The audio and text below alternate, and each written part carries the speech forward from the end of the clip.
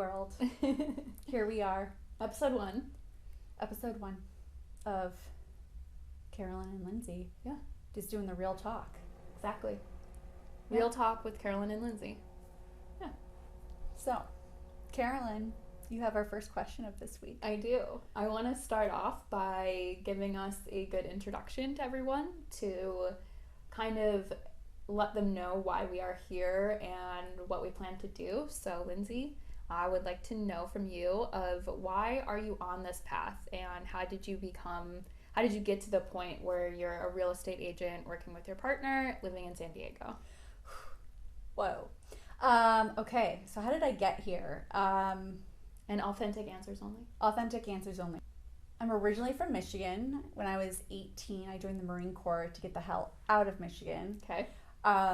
Growing up, I just always knew that my future wasn't going to be in Michigan, but I hadn't really traveled or gone anywhere, so I knew where it wasn't. I just knew that my future was somewhere, and it was bigger and brighter and more exciting than what I had at the moment. Okay. So I joined the Marine Corps to get out of there. I tried to go to community college in Michigan, Washtenaw Community College, and I just didn't know what I wanted to be at the end of that. Okay. So my college experience was kind of a train wreck. And I was working at TGI Fridays, and I was a terrific server, and I went from being the brand new server to like having the best section in less than 3 months. And I was working with people who had been there for 15 years, and I was like, oh no, this is not going to work for Didn't me. want to be a lifer. No. I actually had a similar experience in the serving industry.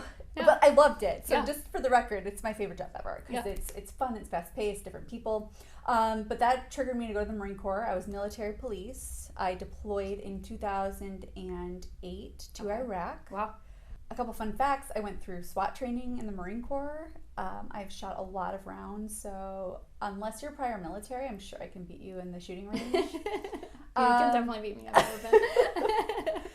So all of this really, I ended up getting married while I was in the Marine Corps and divorced before I met my current husband. But once I got out of the military, I moved back to Michigan. I just say it was to pick up Brandon, but I had always been good at sales. Sales have always been like just kind of like who I am. Like I want everyone's life to be a little better. So if I have something to offer that will make their life better, I'm like going to be the first one to share it. It's a great description of a salesperson. Yeah. Like I'm just like, and I love people and I love helping. Maybe not crowds, but I love people. So I worked at a vet clinic. This is all after Marine Corps. Worked at a vet clinic. I worked as a dog groomer. I had actually shown dogs before I joined the Marine Corps. I was selling insurance, which is not what type of insurance? Like life insurance? No, like property and liability insurance. Oh, okay. So like auto insurance, home insurance, business insurance. But my boss didn't really use my strengths to like the I should not be doing tasky things. You still had a boss. I still had a boss, which is also probably not the best for me. So I met my husband right as I was getting my license to sell insurance. And on our second date, he told me I needed to get my real estate license. And I was like, boy, you need to slow down. So yeah, a year later, I had my real estate license. I sold a $500,000 house in Michigan, which was a big deal. Definitely. I had never seen that much money in my life, and I was hooked. Not just because of the money, but because my client was from China, and there was a big language barrier, but we fought really through it, and I just knew I got to help him.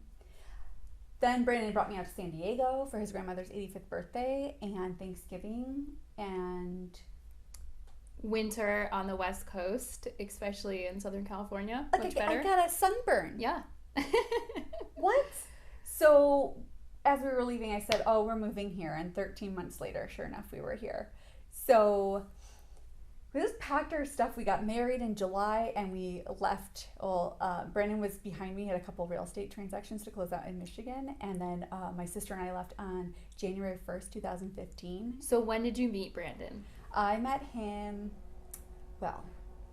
we met when was online. that second date? That was early spring 2012. Okay. And then we got married July 2014. Okay. And then 2015, You left. we were here. Yeah. Starting over, building our business here. We knew maybe 6 people. It's tough. 6 people, and I was going to school full time because it was a big goal of mine to get my degree. Mm-hmm. So all this out of the Marine Corps, I was still going to school the whole time. Mm-hmm. And then I finally switched over to accounting, which is what Brandon suggested when we first met, that I should get my degree in accounting. He knows you well. He does. So I'm going to school, we're building our business, and that was our foundation here in California. We went from Keller Williams to Harcourt's, both great companies, and then we just landed at EXP because it's been a dream of mine to start a real estate team so I can offer that support, help develop agents, because that's really one of probably my biggest passions, is helping people to realize their highest potential. That just really just drives me forward. Okay. So that drives you in joining and creating a team. But Yes. Where are you at? You have a team, a little team now, and you're starting to bring on more people. What drives you as a sales professional still? Oh. Because it gets tough. So it's like, Ooh. what keeps you going? I think that at the end of the day, I know that like I really care and I really want the best for my clients, which everyone can say. But it's Like obvious when someone doesn't. It really is. And like I said, Brandon and I aren't having kids. So like real estate is my baby. Yeah. So my clients are like my family. Like I'm like I like to call myself a really nice monster. So my clients get all the best of me, and I present myself but I'm a fierce negotiator. Like I want the best for them always. It doesn't matter where we are, what side I'm on. I want the best possible outcome for my clients. Good. And I will fight for it. Good. So what about other things in real estate? I know you have a little bit of interest in investing and stuff like that. Has that stayed with you? Was that always there? Is that one of the reasons that you were curious about real estate, or is that just something that came along? Ooh, I think that's really been developed. I did not come from, like my parents worked really hard, and I lost my father when I was 16. So my mom was left with 4 kids. Yeah. And she was a stay-at-home mom. So it was just struggle. So kind of coming out of this, I knew real estate was my path to wealth, like owning real estate. So it's been in the back of my mind, and now it just keeps getting bigger and bigger and louder, where that's where my focus is. I want to make good money. Yeah. And have my money work a little bit harder for me. Yeah.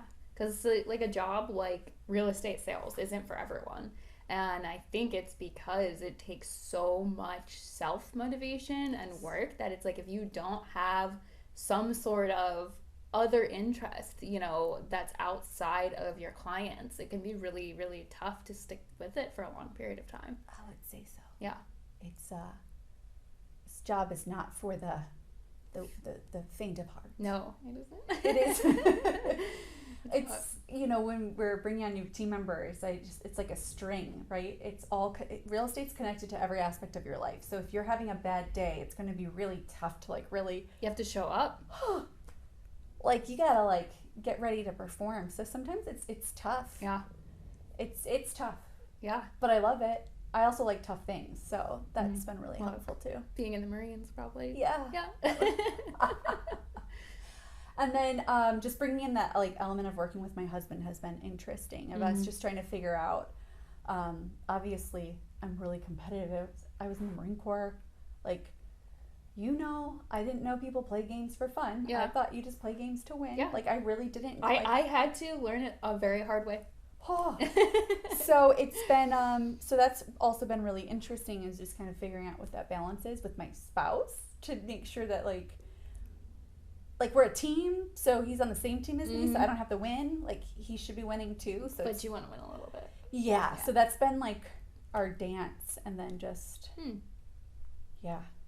What else? I'm on a lot of meds. Take 3 meds for my anxiety and depression. Yeah. Level out. It's so much stress. So much. I've woken up straight sitting up in the middle of the night, thinking I messed something up or didn't do something right for my client, or what if the appraisal doesn't come in? Full on panics. Because a mistake isn't just, oh, well, that went wrong and we can move on to the next one. A mistake is like, can be 10, 20, 30, $50,000 of someone else's money. And yeah, it's like if you're good, you don't take that lightly. Yes. Yeah. Yeah. But I don't. I think about it all day and all night. I'm going to cut this part out. I think 10 minutes-ish. Okay. Like total. So do you want to flip it and ask me, and then we'll go through, and then we can just talk? Yeah. Okay. Well, Carolyn, now that we know all about me, do you have anything more else that you want to talk about, by the way, before we switch over? I don't think so, because I know we're going to have a lot of these deep talks, so I want to save some juicy bits for later. Yeah, I think the relationship side of things is going to be its own section of these podcasts. Yes. Anyone going into business with a spouse or a close family member. It's also not for the faint of heart. Yes, absolutely. It really tests your relationship. Oh, it sure does. But in a good way. It's beautiful, too.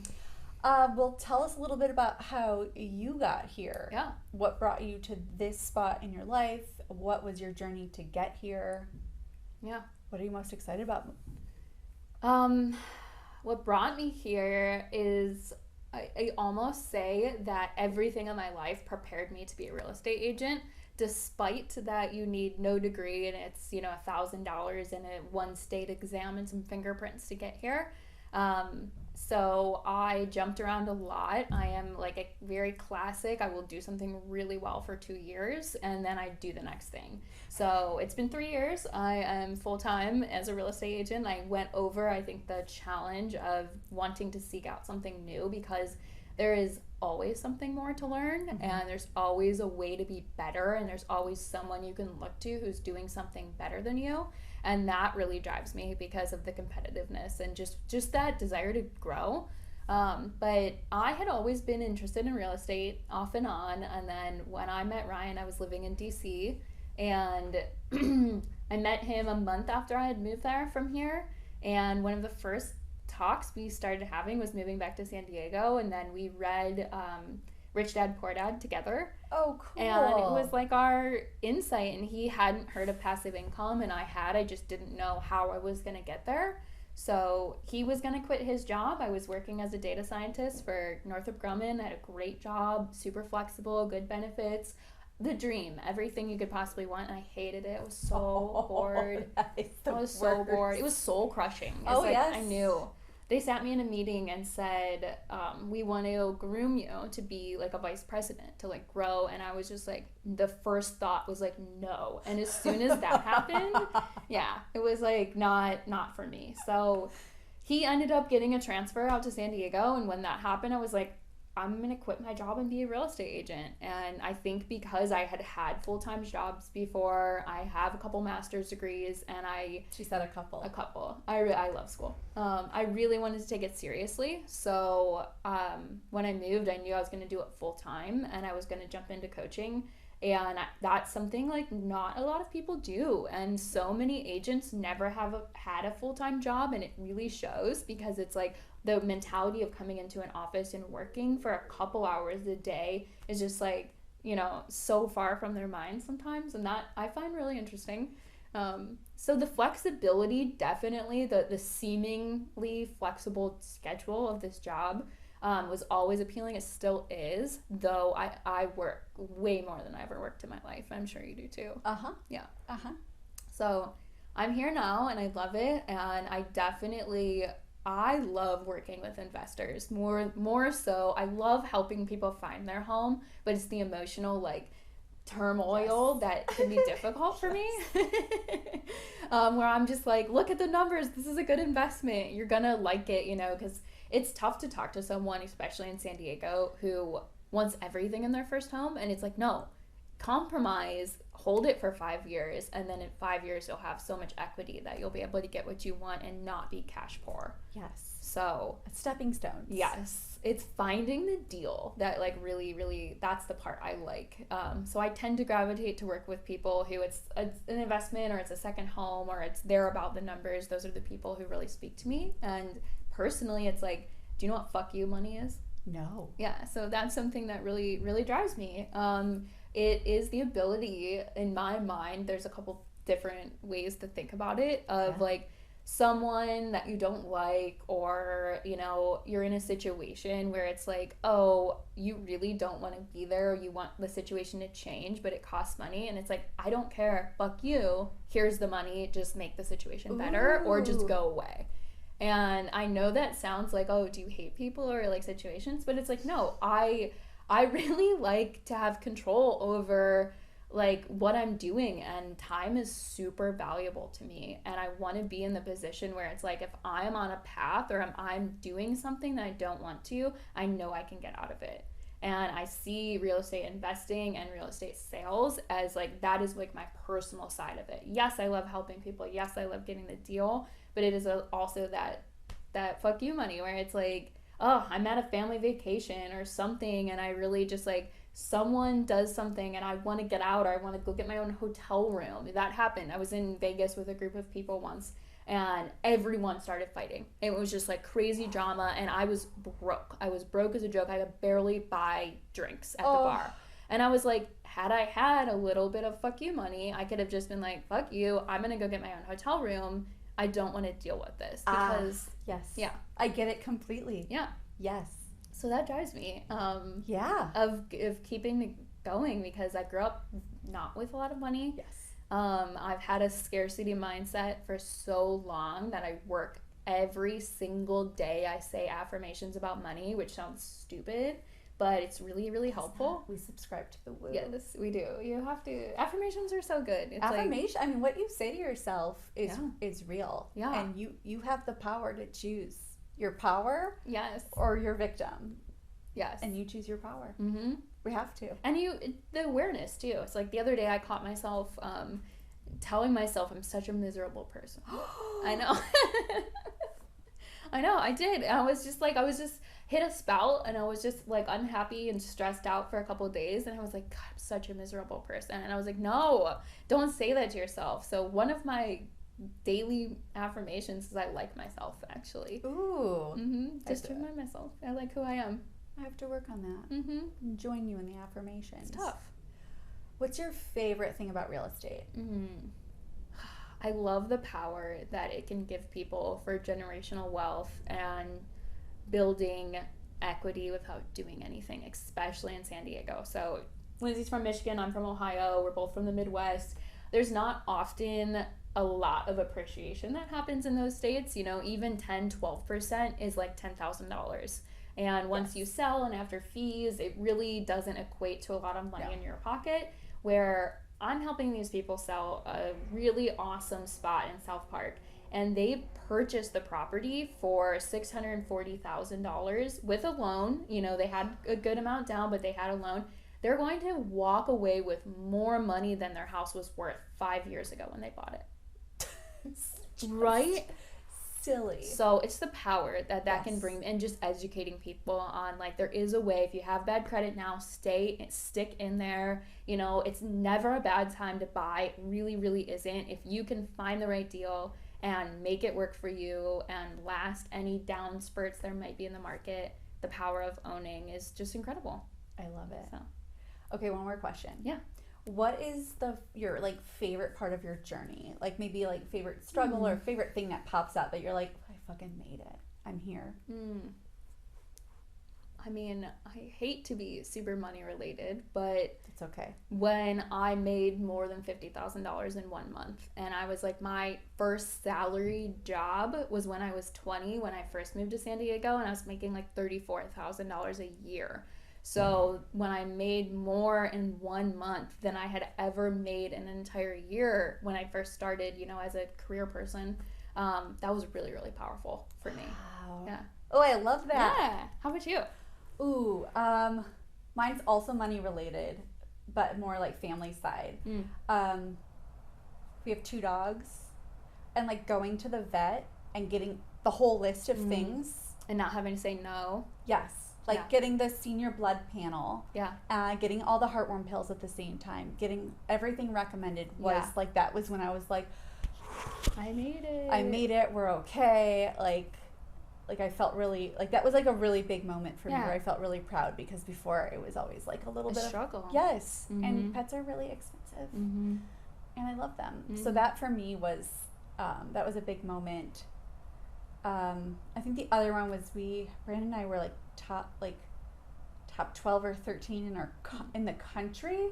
That's awesome. Or like in Harcourt's USA, Harcourt's. So your brokerage, but for the whole country or for the whole company. Really. Yes. Yeah. We were like number 12 or 13. And that was like really exciting for us. We're okay. You're like a force to be reckoned with then, and like people can take you seriously, right? Yeah, because I have a really hard time yeah. I don't see I would brush that off and be like, well, I should have done better. Like, why wasn't I in the top 10? Why wasn't I in the top 5? Mm-hmm. And sometimes when I just settle and kind of like, it's hard. Oh wow, like, oh, I did the thing. I got here. This is a big deal. Yeah, exactly. So maybe like pausing and like accepting the moments too. That's nice too. Also tough. See, the affirmations, celebrating small wins. Mm-hmm. There's a lot of silly things like in a high stress job, whether it's sales, real estate, whatever, like crazy important, right? Yeah. Is there anything where you want to go that you want to talk about of like what you see for yourself? More so for yourself than for like clients or family. Like, do you have any personal things that is like, I really want to get to this? I really want to own 100 doors. Awesome. So I don't care if that's like an apartment building with 50 doors and then 50 more. Like, I just want to get to 100 doors. Why 100? Okay. Because if each one is generating $1,000 a month, then I'm making $100,000 a month. Awesome. And that feels badass to me. Yeah. That is the truth. Yeah. $100,000. And that's a bit out, right? You'd have fuck you money. Yeah. Yeah. I'd have a lot of fuck you money. Yeah. I can pay off my mom's and house. You can help people, exactly, because that's part of it. Yes. It's absolutely part of it. But I would like I just never want to have to even talk about money. Yes, me too. Like I want to be able to have anytime anyone asks me for $10,000, it's like, here you go. I don't care if you pay me back because I never want money to be an issue. Yes. Yeah. It's almost my, when I was 22, on my 22nd birthday, I almost got a tattoo on my butt that said, fuck money. Because I had this discussion with one of my friends' stepdads about how money is power, and he was just disgusting, in the way he was talking about it. And I was just like, no, that's not what it's about. And that was part of my mindset I really needed to change, because he was wrong, and I still think he was wrong, but so was I. And it needed to flip back to being like, money is a means to be able to amplify your ability to do things and to impact the world. Yes. Yeah. Ooh. Mm-hmm. It's getting juicy.